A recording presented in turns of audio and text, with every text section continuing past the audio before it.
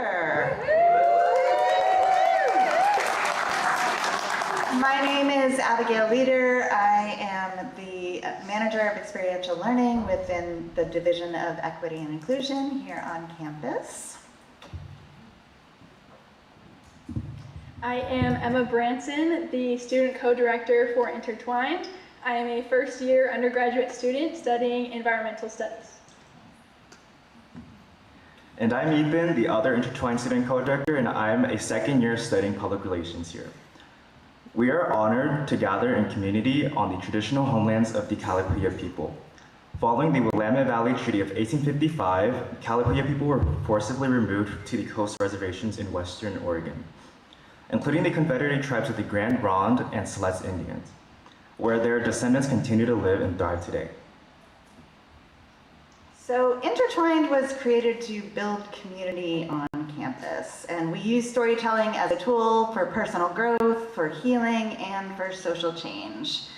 And we do this all in the spirit of LACE, which is a model that was developed by Dr. Yvette Alex-Asenso, the Vice President for Equity and Inclusion, and that it is love, authenticity, courage, and empathy. And we use that as a guide to the work that we do on campus. And it feels especially important now when there's so much polarization, that we come together and actually really listen to one another. So that's what we're going to be practicing this evening. And before I begin, I'm going to invite Angela Chong, who's the Vice President for Student Life, to the stage to share some opening remarks.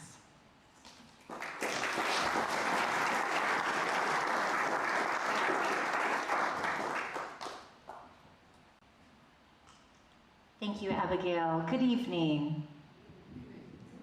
We'll try it again. Good evening. Tonight's theme for Intertwined is roots, belonging, and becoming. Have you ever heard or read a phrase or theme or idea that then starts popping up in your life in different ways where you didn't expect it? Maybe it serves for a nice frame for a conversation you're approaching. Maybe it's a way to help you dig in and find deeper complexities or richness within those simple words. Well, since receiving my invitation to be here with you tonight and learning of the theme, roots, belonging, and becoming, these three words are making appearances in my work and in my personal life every day. So if you will indulge me, I'm going to share a little bit about how that has transpired. So the word roots, I was at an event last month that was about building bridges to create community. It was a gathering of community and campus partners to learn about our own roots, see one another, and have a conversation about love, compassion, resilience, and how we might be better together. What transpired was a candid conversation that turned out it was about the complexities of the deep love that we have for where we are from. And that places, people, experiences, and values, these are our roots. And together these roots are the story of us. But our stories are complex. They're filled with love, they're filled with loss, treasured memories and trauma, joys and sorrows, connection and loneliness.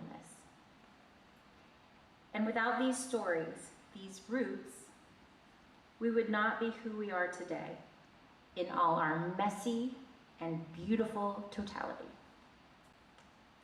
Who here has a messy and beautiful roots? Say yes. Yes. On to belonging.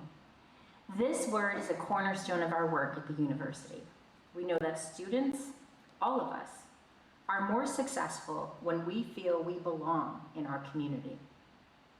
I have the great privilege of working with students that represent a diverse array of student experiences. They are an authentic and courageous bunch with their own roots, and I treasure their stories about belonging at this university. Recently, through their stories, I have heard that there is stability in the awareness that we are who we are because of our experiences, our roots. Because those experiences give us clarity of what we need. What do we seek in friendships, love, and community? Essentially, what do we need to feel like we belong? Who here has an experience like that? Say yes. Third, becoming. I have recently had to recognize and come to terms with a humbling truth. I am a work in progress. But I am also a worthwhile endeavor. You see, like many of you, my roots are complicated. I recently had an interaction with my family, and when I say family, I mean my OG, original family, where I, in the same moment, felt deeply grounded, yet completely unmoored in the same conversation. I'm a first-generation college student, and for me to grow into who I am meant having to leave where I am from, to discover my own values and my own truth. And although so important, it is also very lonely at times. There may be more differences than similarities between me and my siblings, but I'm working hard to strengthen our bonds across those differences because, you see, they are my roots. I am a work in progress, and I'm still becoming who I am. And they will always be a part of who I turn out to be. Who here is also a work in progress? Say yes. Yes. I'm so excited to be in community with you, to hear from our incredible storytellers. They are here to talk about their own roots and journeys. They are investing in our community by pouring their very personal stories into us. You may hear differences tonight, but I invite you to listen with open ears and open hearts for the inevitable shared human experiences that will be expressed tonight. Thank you for being here. Let's enjoy one another.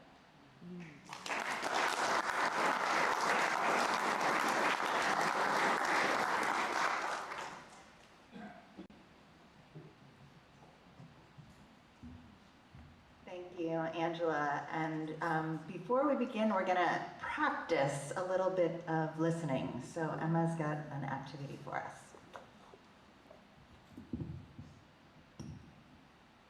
Okay, in a moment, you're going to take your first mini adventure of Intertwined. I'm going to invite you to turn to someone that you haven't talked to before, and you're going to have 60 seconds to share the story of how you got to be here this evening. The other person is just going to listen for this first round. Then I'll give you the signal, and the person listening will reflect back what they heard. Each of you will have a turn to do both roles. Now choose someone to go first for this round. Yeah, find a partner. Yes, find a partner.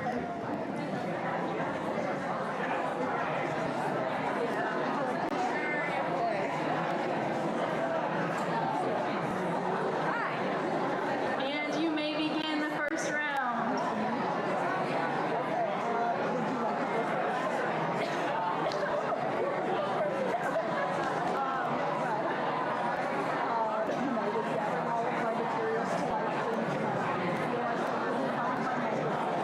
And so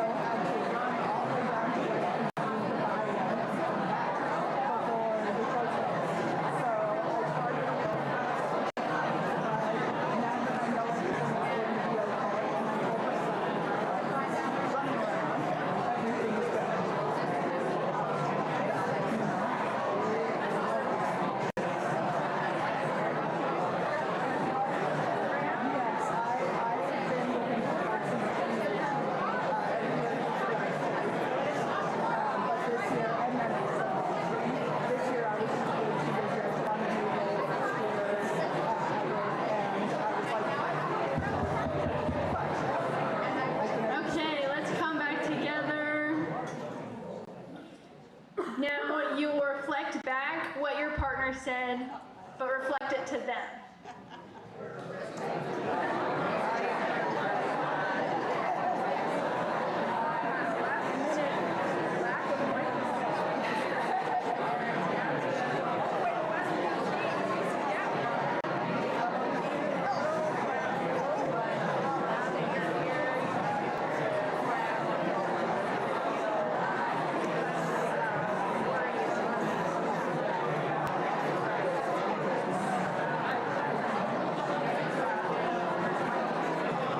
Okay, let's come back together.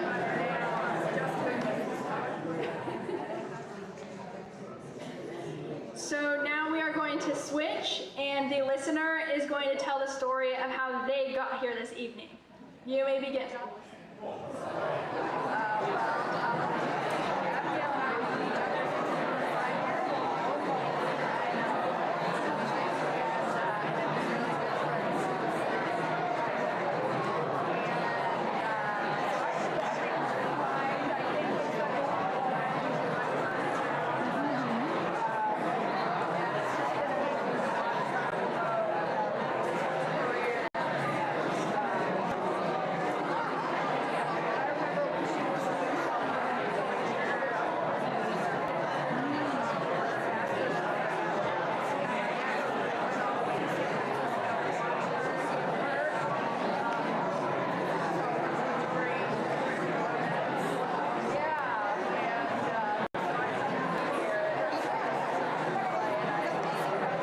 Okay, let's come back together.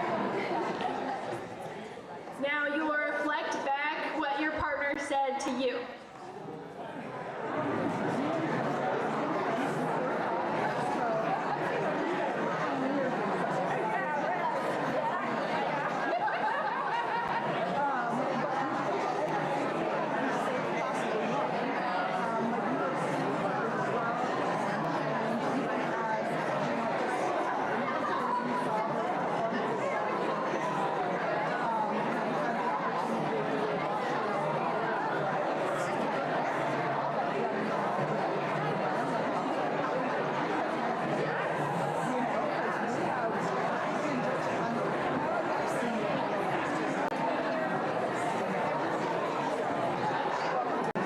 Thank you all for participating. If you guys all want to bring your attention back to the stage, please. Thank you.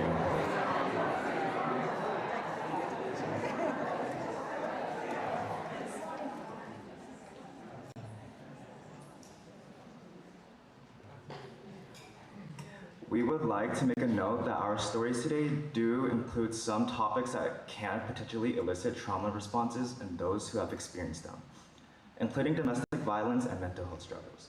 We want to encourage you to lean into this space with curiosity and compassion while also taking really good care of yourselves tonight.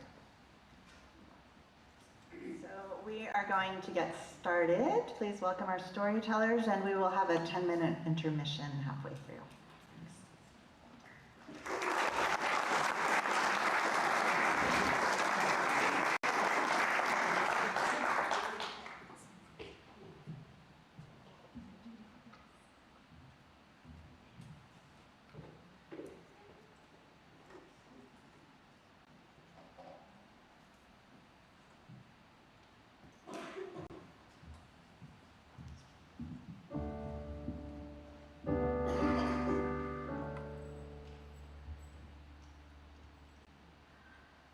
I'm 12 years old and I'm going on a family day trip. I'm from a brown family, so what that means is a motorcade of cars with grandparents and aunts and uncles and as many children as you can fit in the trunk. My favourite kind of trips were to that great British institution, the seaside, with names like Bournemouth and Brighton and Bognor Regis. I don't know why they always began with the letter B, but somehow that just made it more bloody brilliant. My family would never stop at restaurants or cafes to eat. It was too expensive, and the food wouldn't have been halal anyway. So instead, my mum and my aunts would always pack home-cooked Bangladeshi food. So I want you to picture the scene. An English beach, beginning with B, already full of bodies red like boiled crabs by midday. The sun is behind clouds, because this is British weather after all, but spirits remain high. Sand castles are being built, beach balls are being thrown, romances are blossoming, and beers are being downed. And amongst all of this, we arrive. We make landfall like a caravan of Bedouins, weaving our way through all the deck chairs to find a spot on the beach large enough to accommodate us. Amongst all the sweaty, exposed, swimwear-clad bodies, our party would remain inconspicuous for all the women and the girls who kept their saris and their shalwar kameezes firmly on. Soon enough, it would be time for lunch, and surrounded by white families, eating their triangular sandwiches, their Scotch eggs, their slices of quiche, and their packets of crisps. We would unload mounds of foil-wrapped parathas, Tupperwares filled to the brim with hot curries and ghee-fried pilau rice. This was not food to eat on the go. This required dinner-sized disposable plates to be doubled up to take the weight of the food that was going to be piled on top of them. Sometimes there'd be entire pans of biryani layered with fried onions and boiled eggs. Other times there'd be minced lamb kebabs that were so pungently spiced with chili and coriander and cumin and cardamom that they'd attract the curious stares of people within at least a quarter-mile radius. Sometimes there'd be stares that seemed a little bit hostile too. The ones that seemed to be asking, "What are you doing? What are you doing here?" I wish I could say that my answer was something brave, but I was a child, and I responded the way that most preteens would. I was embarrassed. In truth, I was ashamed of myself and of my family. I just wanted to fit in. And where I came from, the town I grew up in, Glasgow, I did fit in. This was the early 90s in the East End of London, and there was a horrible recession going on, and times were really hard, but we were all in it together. I just didn't realize how the it was particularly different and difficult for us. It was only when I left the bubble of my local area that I was forced to feel how different I really was, at a time when I just wanted to be like everybody else. Anyway, now when I look back, I remember lots of other things as well. I remember how my mum would be on the phone for days leading up to these trips, talking to my aunts to decide what should be cooked and by whom. আমি মনে করছি আমি একটা মুরগির বিরিয়ানি করব আর তুমি একটা গোশতের কাবাব করবা কিটা মনে করো? It was never a slapdash affair. They would curate these menus to bring pleasure and to impress. They'd wake up early on the day of these trips to start cooking so the food would still be warm at lunchtime. They'd pack it carefully in the car so that it wouldn't spill, and then the smell would waft through from the trunk with a promise for later. And then when it was time to eat, there'd always be this moment of silence as everybody tucked in. Because that first bite would be so incredible. It would be warm and tasty and filling and familiar. And then our mums and aunts would start criticizing their own dishes, inviting everyone to keep the them with effusive praise, which was wholly deserved. Our mums never truly relaxed until everybody was fed. It's how they loved us. It's how they loved us when we were at home, and it's how they loved us when we weren't. It's how we carried home with us wherever we went. And it's how I keep home with me now, 30 years later, living on the other side of the world, when I make something for my kids that I learned to make from my mum. And you know what? When I look back now and I think of those stares that seemed hostile, now I think, maybe they were just jealous. Because who wants to be eating a soggy cold sandwich when you could be eating a delicious spicy plate of biryani? Not me. Not anymore. Thank you.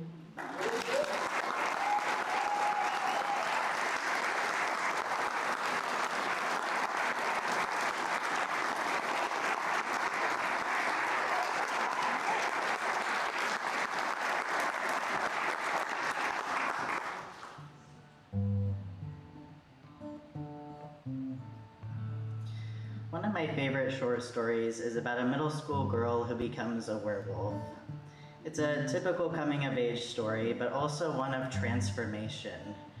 Her breasts disappear, her period stops, she becomes sleek and powerful.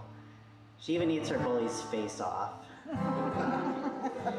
This story lives in an anthology of werewolf tales. My copy's spine is permanently creased where the story begins. Whenever I was having a bad day at school, I would come home and reread it. It gave me a sense of relief, a belief that one night everything might finally change. I carried that fantasy with me for a long time. In 2019, my world had shrunk to the four walls of a condo. I had become agoraphobic, and for those of you who don't know what that means, I was afraid to leave the house. Whenever I had to go somewhere without my partner, my body would revolt, all racing heartbeats and sweaty palms.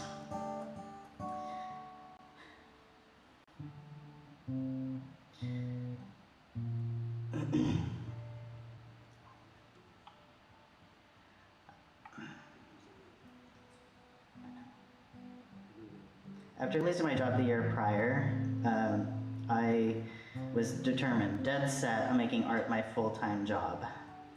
Every night I would practice my craft and post it to social media, but nothing ever came of it. On the outside, it looked like I was living a dream life, but on the inside, I was a nervous wreck. I felt like a fraud, a leech barely deserving of breath. In some of my darkest moments, I thought of ways to go out. The balcony seemed inviting, but too close. I didn't want my partner to come home and find a body. More often than not, I just wished that I could disappear. Isolation gave me too much time to think. I'd struggled with body issues since I was a teenager. I spent years trying to shape myself into something that I was not.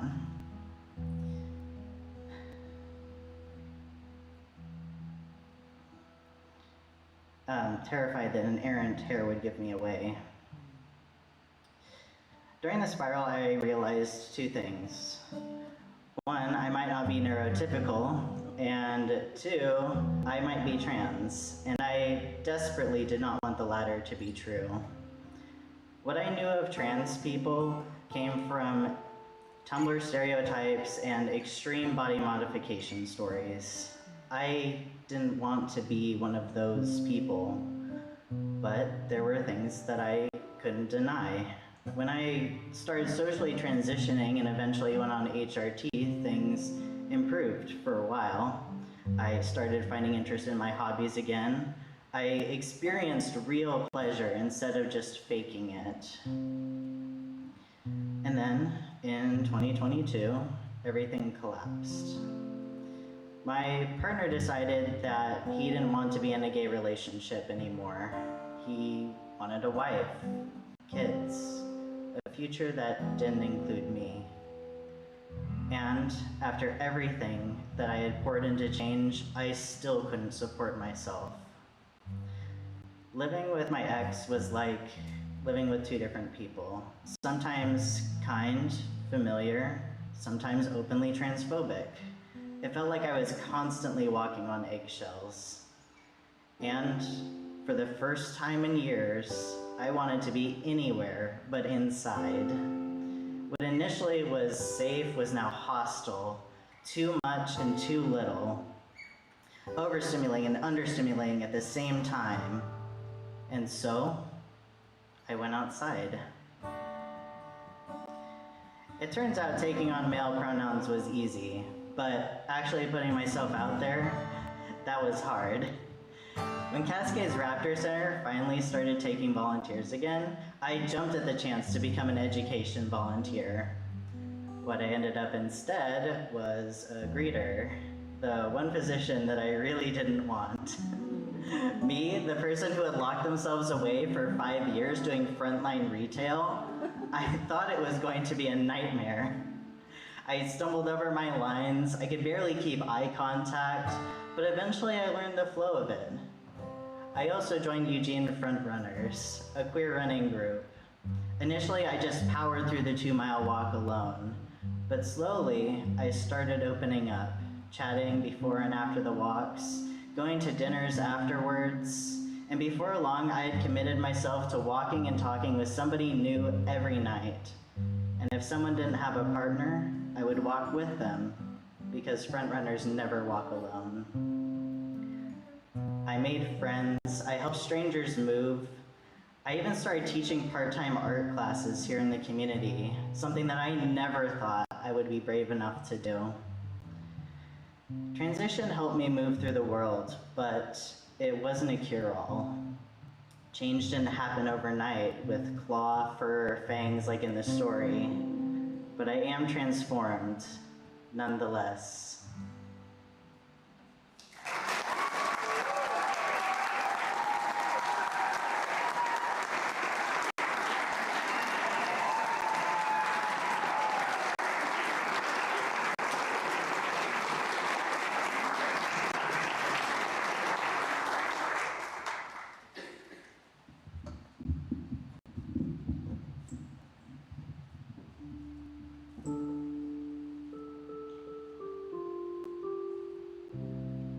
I come from a family that pays for grades. $1 for an A, 50 cents for a B.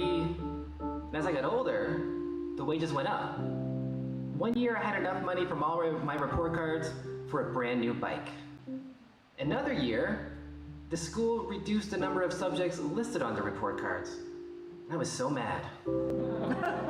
They were taking money out of my pocket. After all, my parents always said, in this family, school is your job. So imagine the great big smile on my face when I burst through our front door one day with a 90 on a test. I held that paper high over my head so my parents could see the teacher's bright blue sticker stuck to the top. Better make a trip to the bank, Dad. Report cards are coming out soon. My dad took the paper, held it at arm's length, looked it up and down. What happened to the other 10? What do you mean, what happened to the other 10? My mom said something like, stop that. You're doing to him what your grandpa did to you. Now, my dad grew up in Sydney, Nova Scotia, Whitney Pier to be exact. And every day at lunch, he'd leave school and go to his grandparents to eat. And they always asked him about his grades. So you can imagine the great big smile on his face when he burst through their front door one day with a 96 on a test. His grandpa took the paper, held it at arm's length, looked it up and down. What happened to the last 4? You see, to my dad, he was going easy on me. If I had gotten 96 on that test, he would not have asked for the other 4. But just 90, I mean, come on. Now, my great-grandpa immigrated to Canada from St. Vincent during World War I. He tried to enlist in the army, but he was told, this is a white man's war. And that was true until things got really bad. And then he was conscripted, shipped overseas, and served in a segregated unit. When he returned to Canada, he married my great-grandmother, who was also from St. Vincent. And together, they raised their kids with the value of education being paramount. My great-aunt, whom my son calls Grandma, told me that every day after school, all the kids would sit around the table and do homework for 2 or 3 hours. And if you didn't have none, or you finished early, that just meant it was time to find something to read. And before he died, my grandpa told me that, they were taught that, it wasn't enough to be as good as the white kids. They had to be better. Now, all my great aunts, all my great uncles, and my grandpa, all of them went on to earn professional degrees. And so, for how they raised their kids, and their work in the community, and with their church, my great-grandfather was awarded the Order of Canada in 1967, the first black man to have that honor. And the award went to him, but it was really in recognition of, my great-grandmother's work, and also of their community, Whitney Pier. My great-grandmother died before I was born. My great-grandfather died when I was just a toddler, so I never got to have a conversation with either of them. But when I think back to a conversation I had with my dad my senior year of high school, I think maybe I did. That year I had all A's on my transcripts, but they were like 90, 91, 92. And my dad was a principal at a nearby high school, so he knew the types of grades students who were earning scholarships to college were getting. So he said, no, that 90, 91, that's not good enough. Not for a young black man in Canada. Now, I hope that all my ancestors are proud that I went on to earn a PhD in psychology, and that I chose to study implicit racial biases. And I hope that my son appreciates that when I told him I'd buy him the latest Assassin's Creed video game, even though he was way too young for that, if only he got an A on the test. And I hope he appreciates that that conversation wasn't just a conversation between me and him, but between him and his grandpa, and him and his great-grandpa, and him and his great-great-grandpa. So you can imagine the great big smile on his face when he burst through our front door one day with an A on that test. I didn't hold the paper at arm's length. I didn't look it up and down. I just got out my wallet. Plus, he scored 100.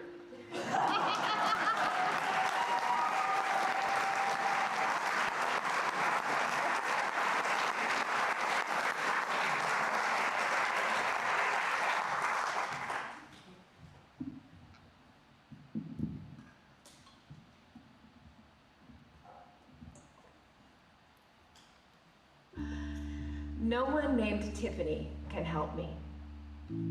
This is what a university professor told our IT assistant in information services. Okay, I get it. Tiffany's have an image. Tiffany's are brainless. Tiffany's are cheerleaders.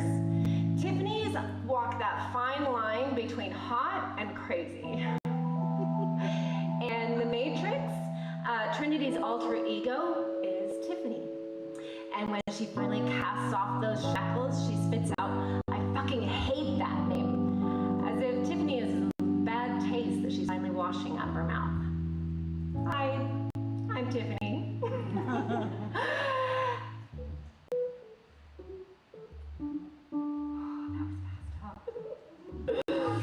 I am not brainless. I have never been a cheerleader. My husband says I do walk that line between hot and crazy. And when you hear my name, you think the same thing that university professor did. That no one can help them with their complex IT issues. Because he repeated that to my boss, Corey, and his boss, Joe, and his boss, Rick. And when it got back to me, I was pissed. How dare he reduce me to a name? I am fucking brilliant, damn it! I am a database administrator. I can take all of the data this university has ever had, and with one keystroke, I can delete everything. Or I could make that data sing. I could make it tell you stories of the past or of the future. But this was back in Utah, and it was 20 years ago. And all of my coworkers were men, and they loved that they could make their shared passwords B1G, B00, B5. And I was the only woman in IT. And I tried to fit in. I laughed at their somewhat sexist jokes, and they took the time to make me feel small and disappointing when I used my voice. So, when my husband was tired of seeing me come home in tears, we moved here to the University of Oregon, where my boss was Stephanie, and her boss was Susan, her boss was Melissa, and her boss was Jamie. And we all had strong personalities and big voices. But it's been 18 years, and Susan and Stephanie, Melissa, they've all moved on. And now I am told those same positions are not right for me. And I go to technical conferences, the International Oracle Users Group, or the Gartner CIO Summit, thousands and thousands of people. And someone always points out to me, look, there's never a line for the ladies' room.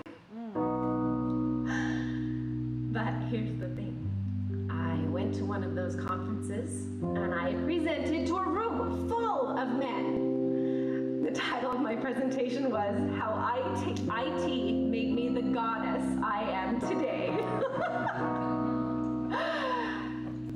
And I have that strength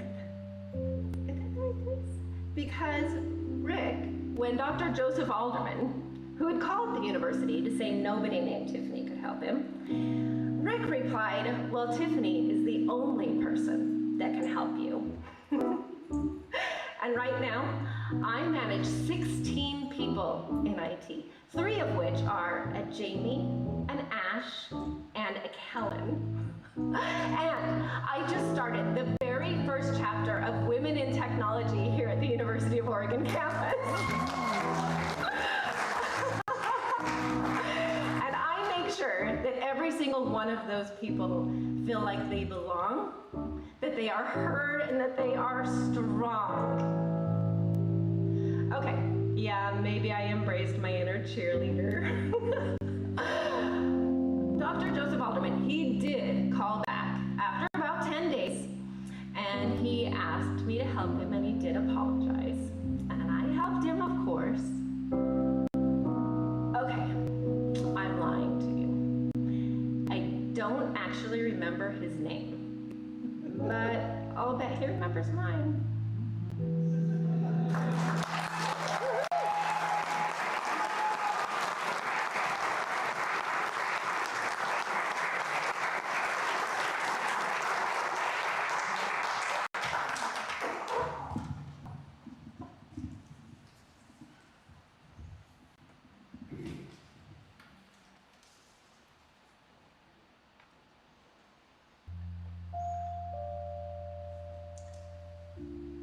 This is a story about my experience of motherhood. Until recently, I didn't feel like I really belonged in the motherhood. I often found myself searching for stories that reflected my reality. What did that reality look like? Let me tell you a story. One evening last July, my 10-year-old daughter picked up a mallet out of my toolbox and went to throw it at me. She stopped herself before she threw it, but instead she slammed that mallet on the kitchen island over and over as hard as she could, screaming about how much she hated me. That night, I had to accept that my daughter was not getting better. Some part of her intellectual and developmental disabilities wanted to come out as rage, only towards me. After 5 years of increasing aggression, that night was the first night she tried to use a weapon against me.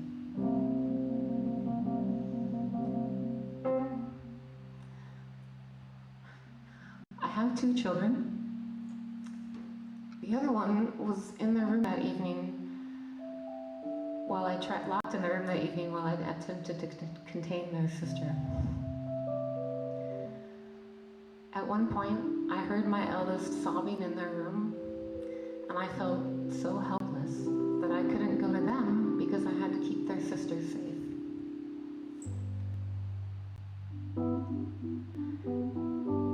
These episodes with my daughter have a rhythm.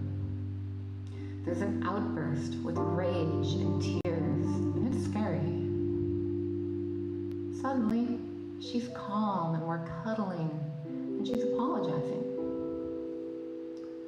5 minutes later, she's screaming and throwing things at me. 5 minutes later again, we're cuddling. It's dizzying, but knowing that those cuddle sessions are coming often is what got me through those outbursts.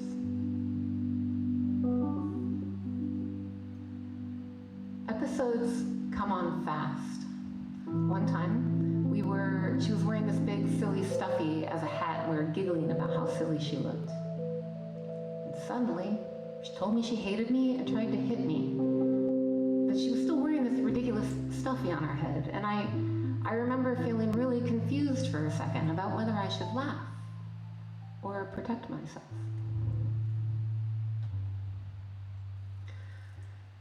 One morning, last fall, I told my daughter she couldn't stay with me anymore if I didn't feel safe. And the next night, I had to call her dad to come take her to his house for the night. As she was putting on her shoes, I remember wondering, does she notice that you can understand? Does she understand that you can love someone and send them away? That you can feel incredible grief and failure and relief. Sending my daughter away to protect myself was never what I thought motherhood would be.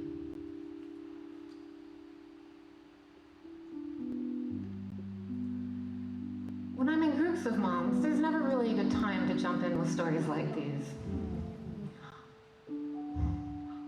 I have amazing friends. They know my kids, they know the details, they support me, and they don't judge me. But when moms sit around talking about activities and challenges, I often don't know what to say. My stories don't always end well, and my experience of motherhood is one of love, laughter, and domestic violence.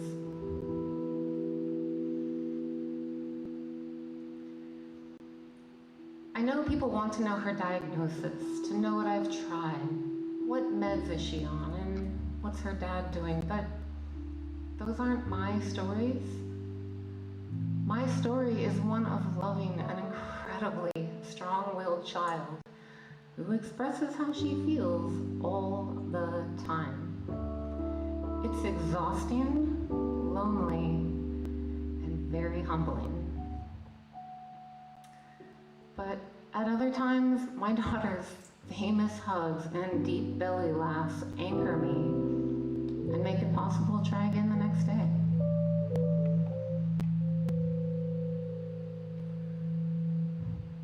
Last September, I joined a community of disability advocates. On the first day, I stood up to tell a room full of strangers my why in being there. And I cried as I told a story about a particularly rough incident that had just happened that morning. And I was stunned by the response. Instead of surprise, there was understanding. No one waited for my story to get easier. The disability community doesn't need my motherhood to be hopeful or heroic. And they understand a love that requires an extraordinary endurance. I didn't need my story to match theirs. I only needed it to make sense. And for the first time it did. And I didn't feel ashamed or alone.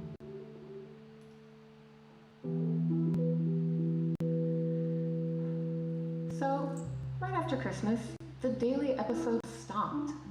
I don't know why. Maybe it was puberty. Or maybe belonging to a community of people with experiences like ours gave me the support I need. What I do know is that this community has given me that support and a place for my stories of motherhood to have space to exist.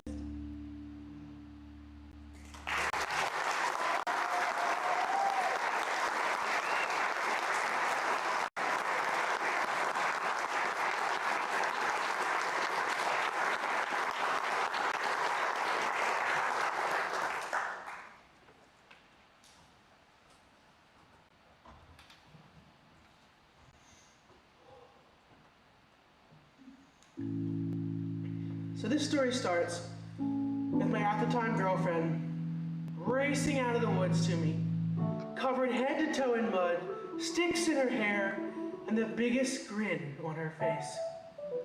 Somehow, while teaching survival skills at a camp in the backwoods of Virginia, where there is no internet for miles around, she had enrolled herself in grad school, got a job offer, and found us a place to live. There was just one catch. We had to be in Eugene, Oregon in 10 days. One look into her eyes and I knew we were going. But that night, telling my family would become an absolute gut-wrenching shouting match of fear and panic.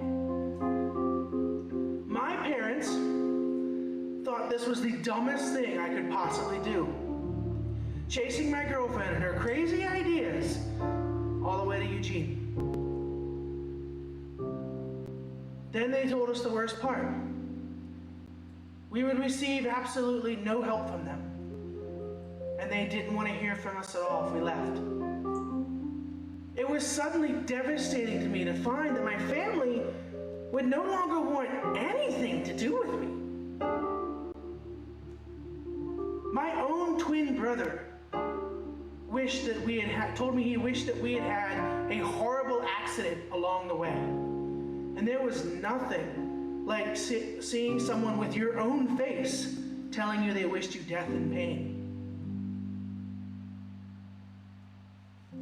The reactions caused me to second guess myself. Was I making the right choice? Did I want to go to Oregon? No. But I wanted to be with her, and I wanted to make a life together. And there was only one person who was actually saddened by the thought of us leaving, and that was my grandma, Rose. Grandma Rose was a German immigrant who, like her family, came to America pre the First World War. She was so stubborn and funny. And she could launch into stories with different character voices on the fly if power went out in a lightning storm. She was always in the kitchen. And all those years, I was the only one in the family allowed to be in there with her. I used to always, every year, ask her to make her family's special sour beef recipe. A recipe that for her took 5 days to make. And she would do it without question. It's funny, back then, I didn't realize just how important she would be to me.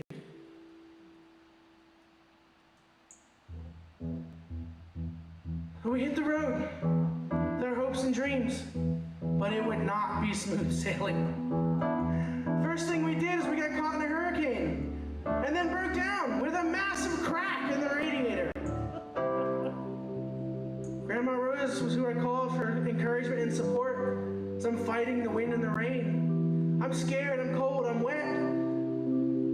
Offered her encouragement and we repaired.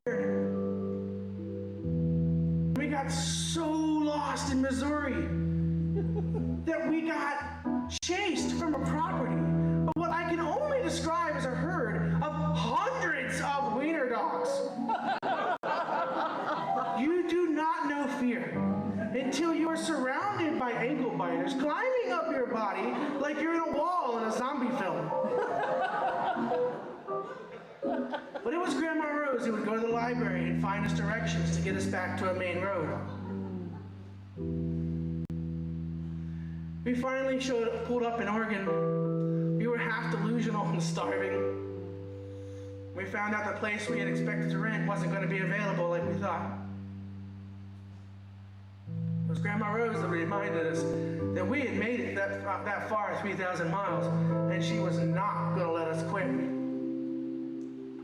So, we pitched a tent in the back of a farm field in exchange for milking goats. An utterly ridiculous start to Oregon living.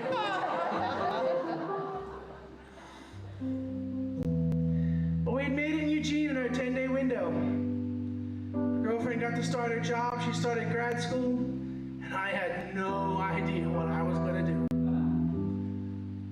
It was Grandma Rose who gave me advice for that too. I would enroll in Lane Community College and eventually UO, and I would come to graduate. First person in my family to do so. Right before graduation, I hadn't been able to reach Grandma. Considering we had talked every day on the phone, I thought we would connect soon. Then I got a sudden call from my mom. Grandma Rose had gotten very sick and nobody bothered to tell me. By the time my mom did call, I found out that my grandma had already passed away for 3 days.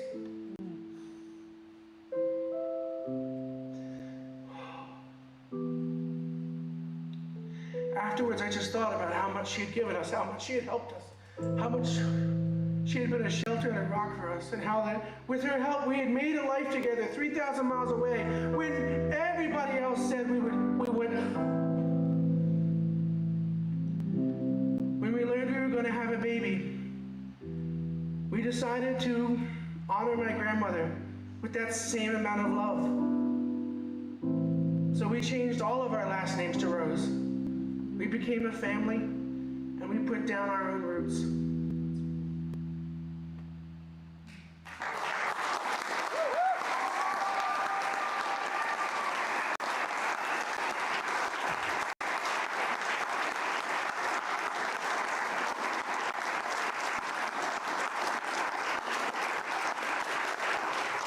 We're going to take a 10-minute intermission. Back in 10 minutes.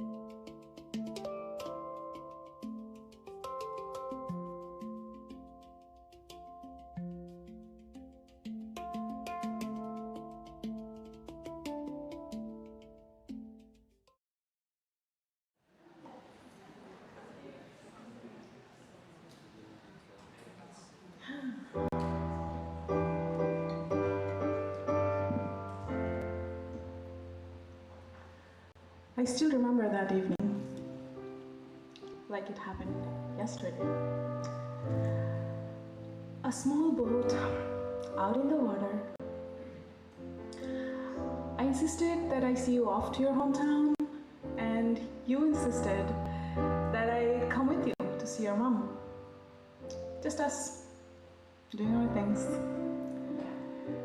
The river was calm, nothing big, just gentle waves, soft breezes, and a quiet that only happens when something important is about to be said. It was just two of us, you and me. And for the first time of knowing you for 7 years, being your best friend, I said it. I told you I loved you. Not in a big cinematic way. My voice wasn't steady, but it was something that needed to exist in words. You didn't say it back, but you did smile. You did kiss me. You stayed. And you looked at me in a way that felt like understanding. And in that exact moment, I convinced myself that your silence meant yes. That evening became everything to me. A place where something real has existed, something unfinished but alive, like fire. But then, life happened. That was the last time I saw you. And for some reason I knew that that was the last time. So, no big goodbyes, no closure, just time, distance, and a quiet fading of something that never had a chance to become.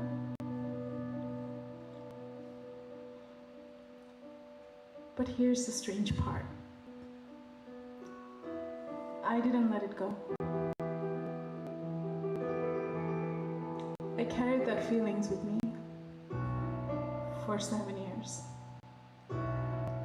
I carried you with me for nearly 15 years.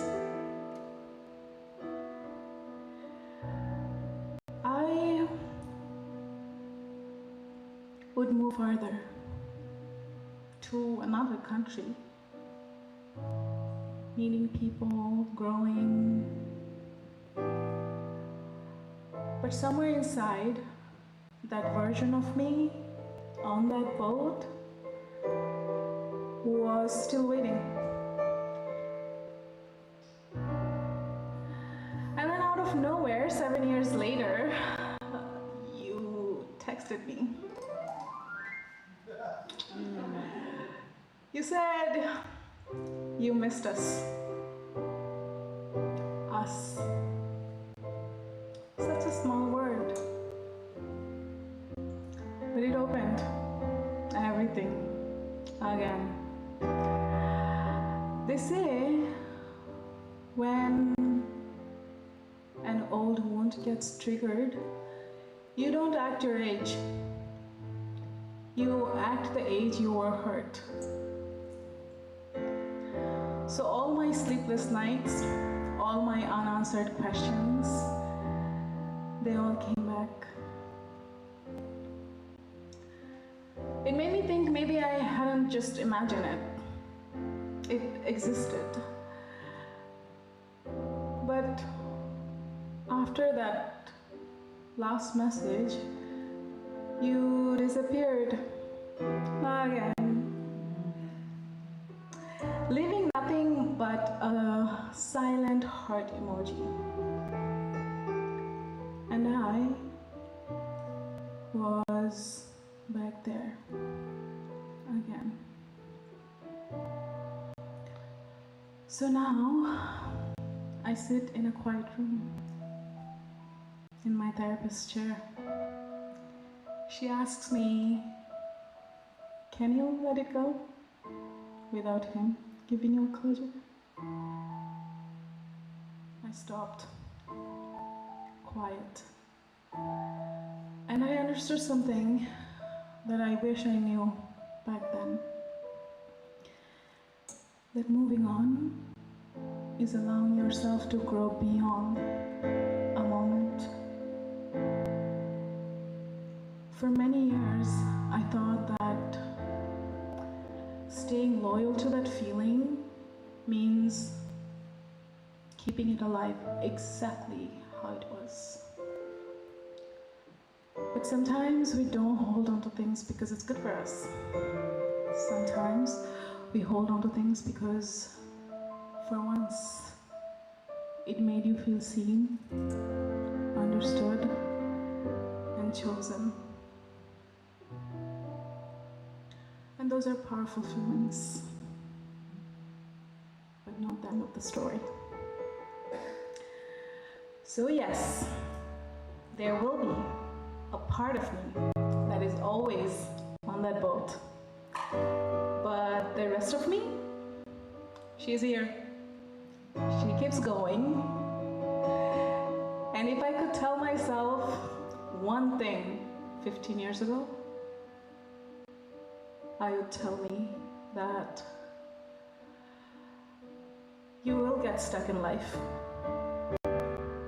But life will free you in the most beautiful way.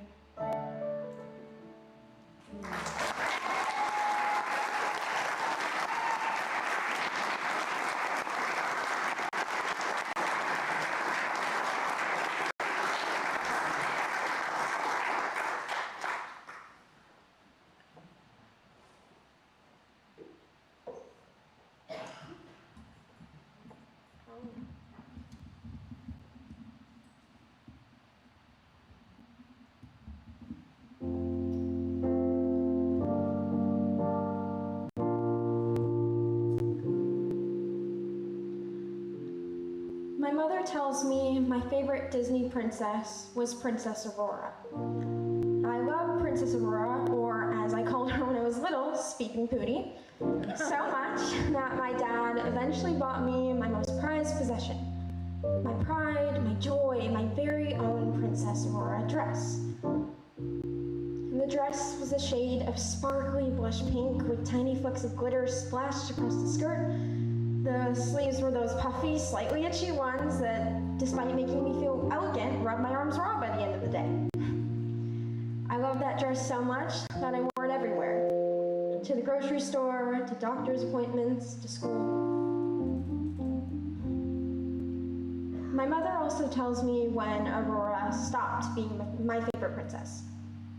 I was throwing a fit, howling and fussing, and my mom was crying and frustrated. Without warning, my father charged into the room, screaming, his face a deep shade of crimson. Even before I had time to react, he was yelling, ripping the dress to shreds, "Look what you fucking made me do!" Fast forward a few days, my father bought me a carbon copy of the dress, but I didn't care. Being a princess just didn't matter anymore. Survival did. I didn't watch Sleeping Beauty for many years after that. For another 16 years, hatred and violence encapsulated the many scenes of my life.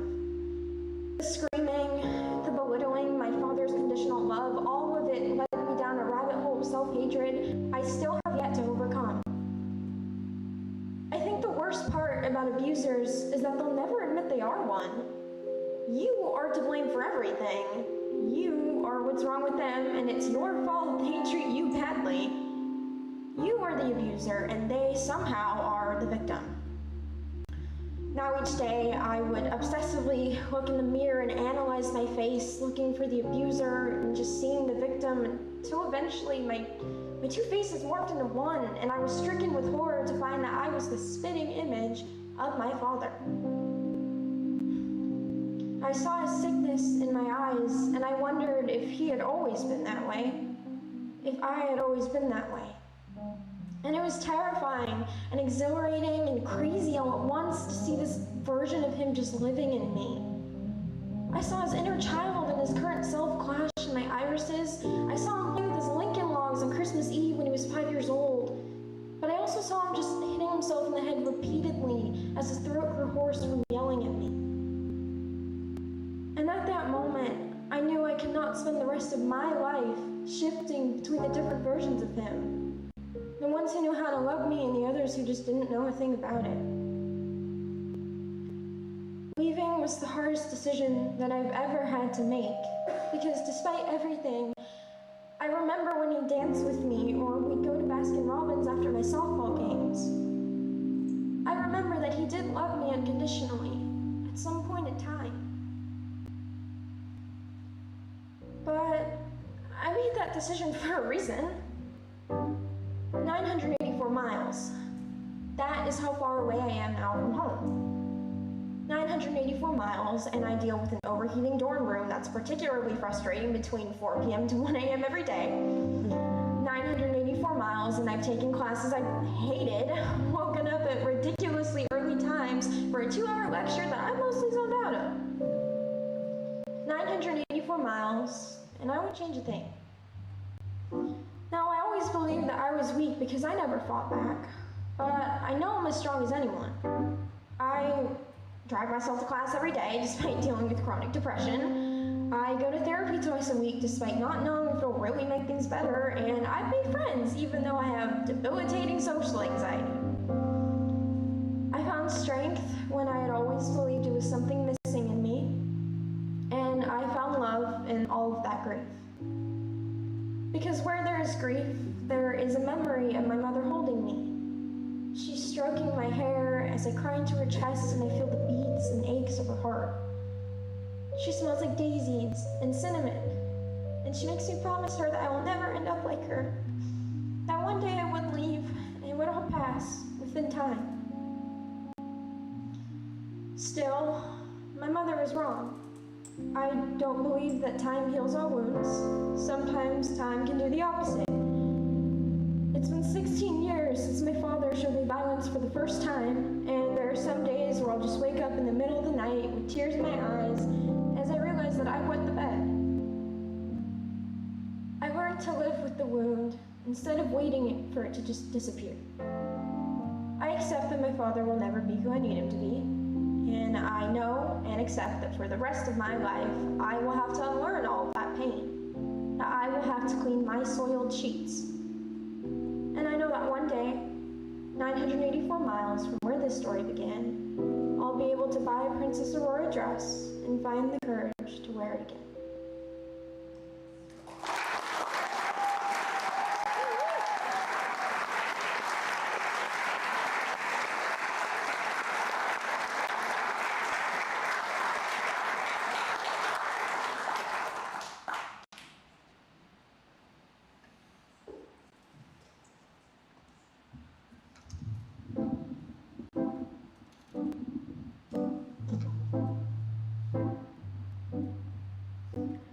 When I hear people talk about roots, I sometimes feel jealous. They seem to have a clear idea, a place they call home. I instead think about a mix of images and sensations. Salt in the air, some bleached hair turned in caramel or honey. Sunscreen? Oh, forget about it. Sunburn? Just put some tomatoes on that. I grew up where the sea was part of everyday life. There are no trips to the beach because the beach was right across the street. I remember playing pirates with my brother for hours. Jellyfish stings, sudden, sharp. I remember that one time I almost drowned and I was so embarrassed to tell anyone about it. That moment where everything goes quiet, like the world was holding its breath with you. Somehow, I still carry all of it with me in the way I lean towards water and the sound of waves, in memories that feel closer than they should. At the age of 12, we moved, leaving childhood friends and the sea behind. Somewhere rural, smaller, quieter, near my mom's family, but ironically lonelier. Suddenly, I was this city girl with a different accent. I started noticing not only where I was, but how I was being perceived. Years later, I went to Poland, a new country, friends from all over the world. I remember random things like my favorite grocery store, Biedronka or the Ladybug, my bus number, 31. Yes, I learned to pronounce words that start with 3 consecutive consonants.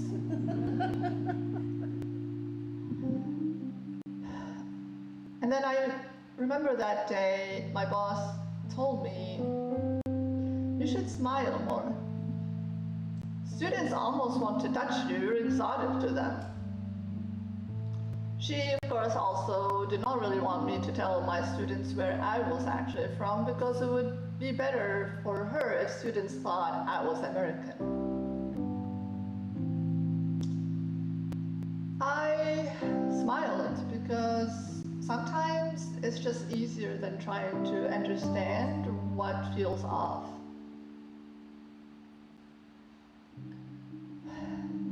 In Turkey, I had very energetic and sweet students. They used to call me Yabancı öğretmenim, my foreign teacher. I mean, I have to admit, initially, it was kind of cute. I mean, it made me feel a little special. But then months passed, and no matter how much we connected and laughed, I was still being called a foreigner. I started to wonder, how long does it take to belong somewhere, and who gets to decide? Now, coming to the US was a dream. I knew so much about the country before coming here. But the first thing I noticed, everything was just so much bigger. The streets, the buildings, even coffee cups, just like so big.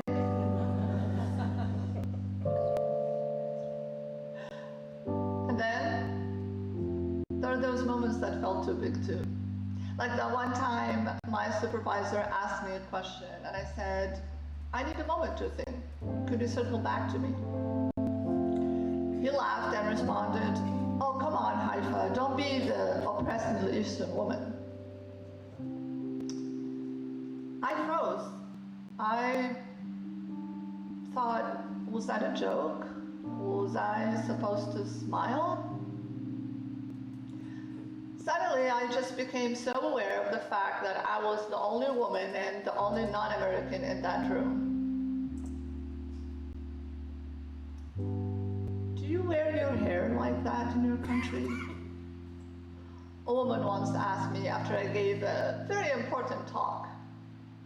I thought to myself, after everything I had just said up there, that's the question. And I just realized that people sometimes are not really asking about you. They're asking about the version of you they did or did not expect.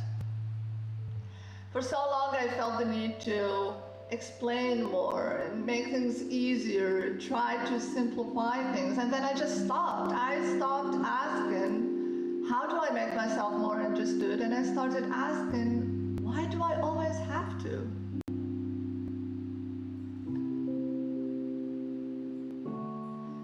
I realize you probably are all wondering, where do I come from? What country? What land? What confusing identity? And we also don't have all night to play one of my favorite games, which is guessing with you all. And I also don't want to just tell you, because the minute I do, it becomes easy for others to decide where I belong. I am not a stereotype, and I am not the exception to one. I'm not someone others get to define. I am a multidimensional human being. I am me, and that's enough.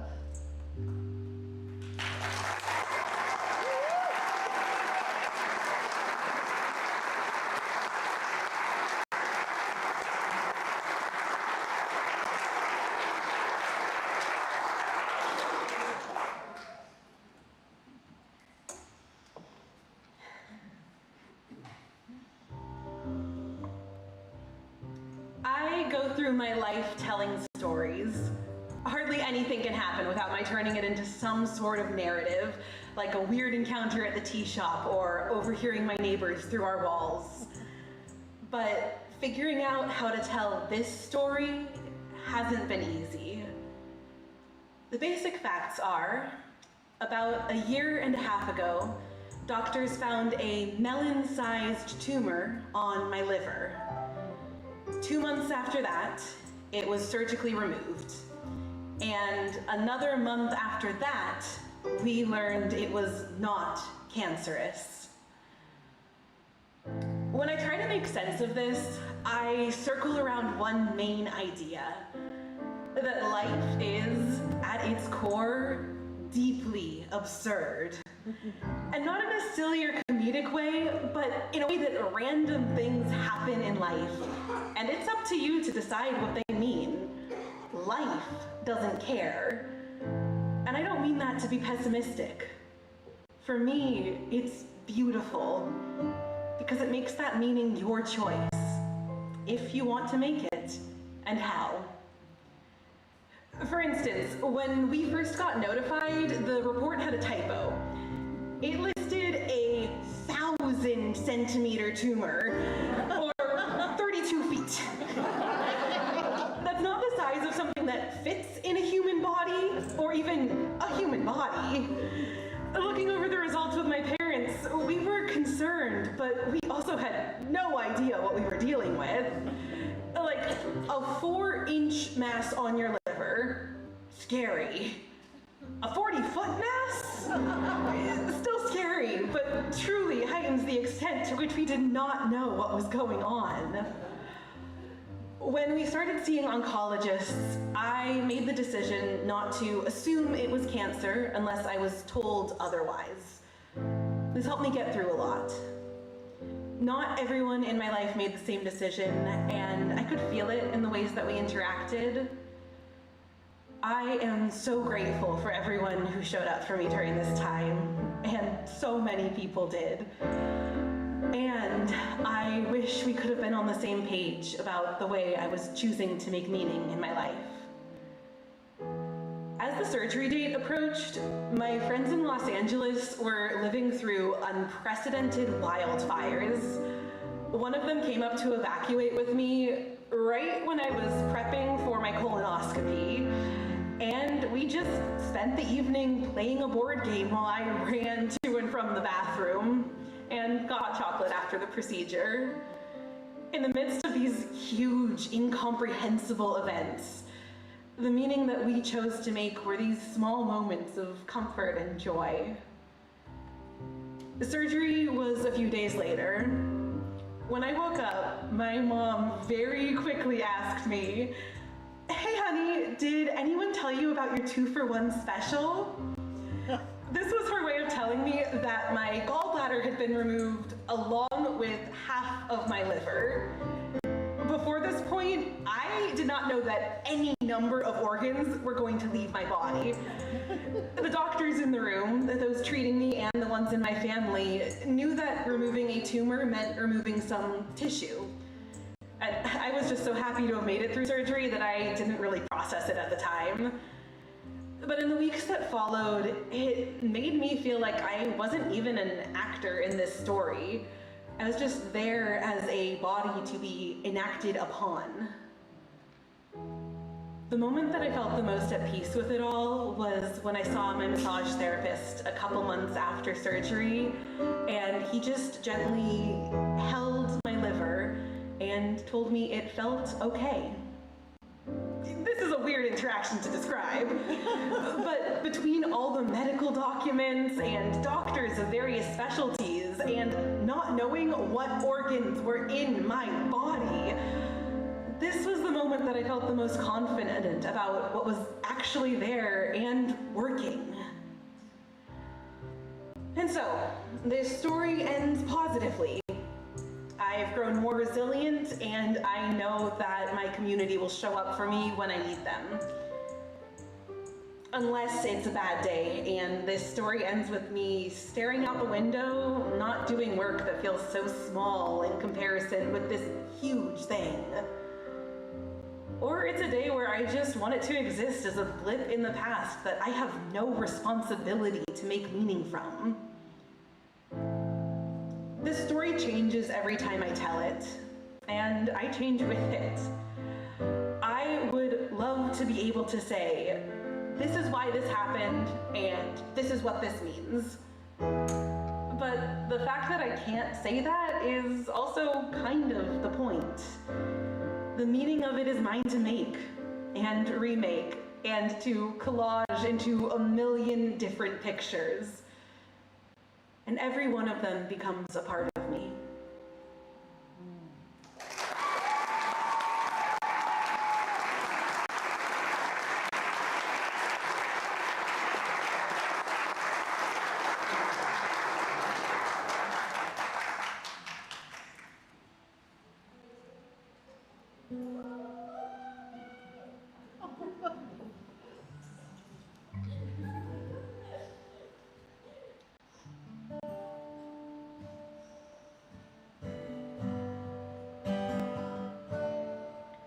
Mama. Mama. Mama! It's the middle of the night, and my daughter is standing next to my bed, and my brain is doing that thing where you're like, okay, you're a parent, you're awake. Yes, Habiba. And my almost 3-year-old looks at me with her big brown eyes, and she says, how do we do hard things? At 2:30 in the morning. And I'm like, ma'am, respectfully, we don't right now. We go back to bed. And I tuck her back in, new sheets, new room, without her dad, in a home that isn't ours. But I can't go back to sleep because I don't know how to answer her. So I start thinking about the people who taught me how to do hard things. People who taught me how to do the hardest thing. People I met around the world trying to learn something I didn't yet understand. So come with me to Palestine. I'm in an orientation with my new boss. Beautiful room, gorgeous compound, high ceilings, big windows, but the air feels tight. And she says, if you remember one thing from today, remember this sound. That's training fire. It's steady and predictable. Wait, that's aggressive fire. It's chaotic and everywhere. And she says this the way that you would tell time, already thinking about what comes next. That's this orientation, not email, not logistics, learning to listen. And I say to her, how do you get up every morning and go to work when you're listening for this? And her response was, the alternative is staying in bed.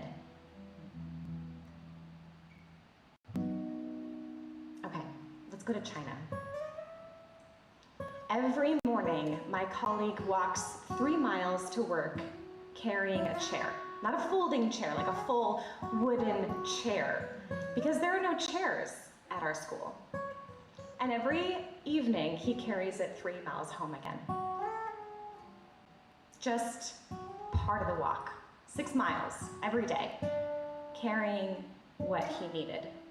And he was always laughing. He had these lines in his face or crinkles swooping up, and he had one of those big belly laughs that made everybody else around you laugh too.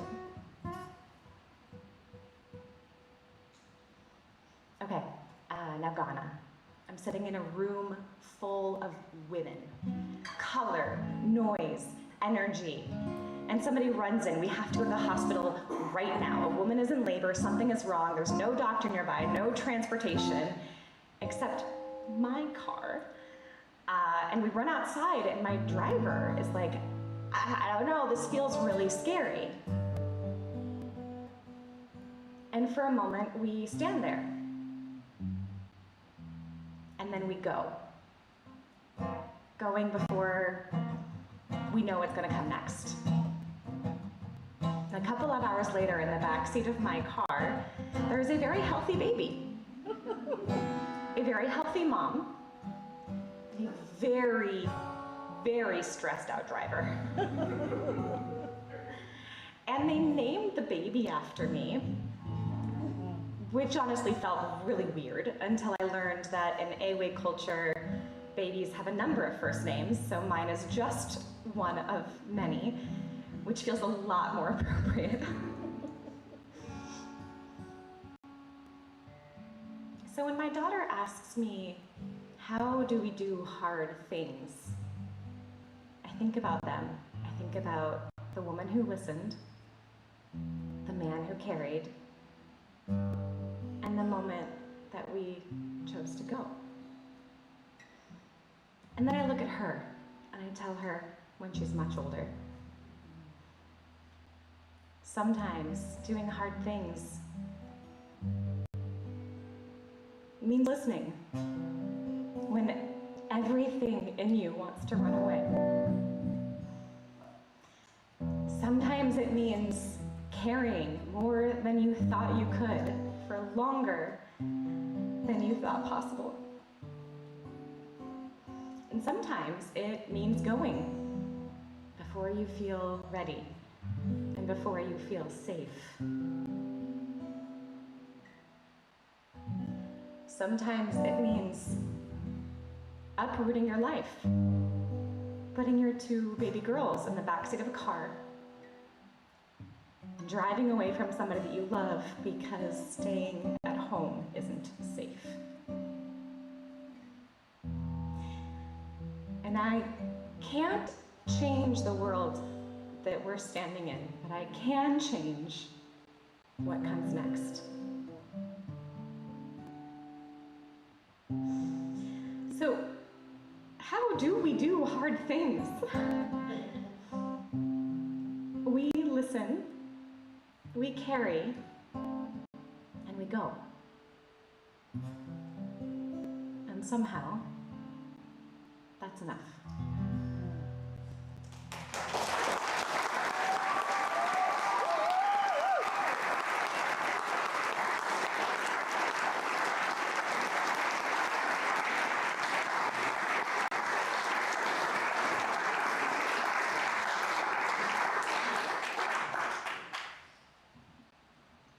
Thank you all so much for witnessing these beautiful stories this evening.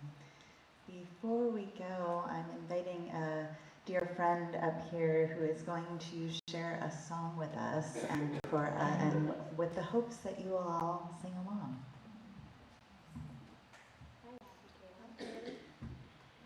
All right, so when I put my hands out, it's your turn. I am rooted in the stories of all who came before me. I am reaching, becoming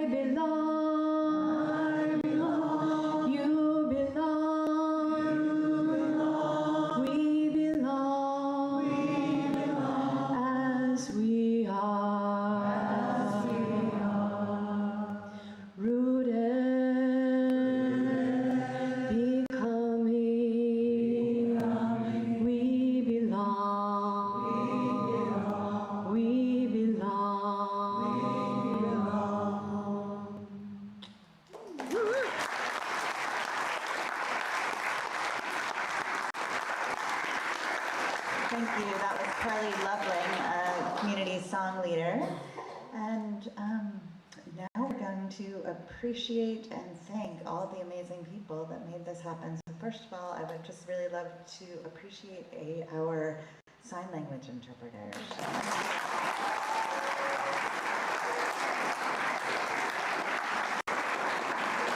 And now I'd like to have our storytellers come out.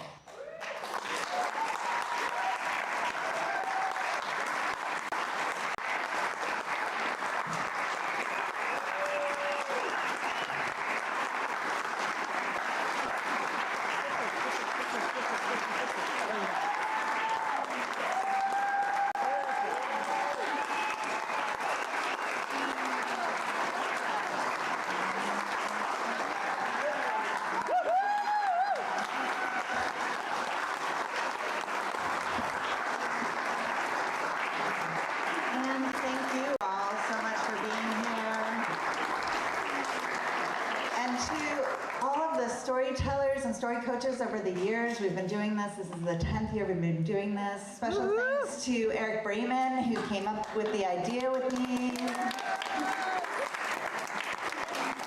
Thanks to Angelique, who came up with this amazing balloon creature in the back. And yes, to all of you for being here and witnessing these stories. Oh yeah, and of course, I am definitely not going to forget Rob Tobias.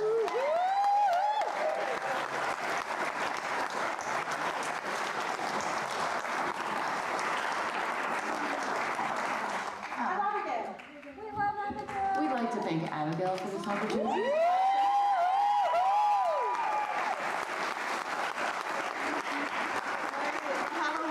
Evening. And please, if you could, give us a little feedback on those forms. There's pencils and forms in the brochure, or they're in the programs, and just drop them at the end. And take some food. If there's food left, please help yourselves. And have a good night. Yes.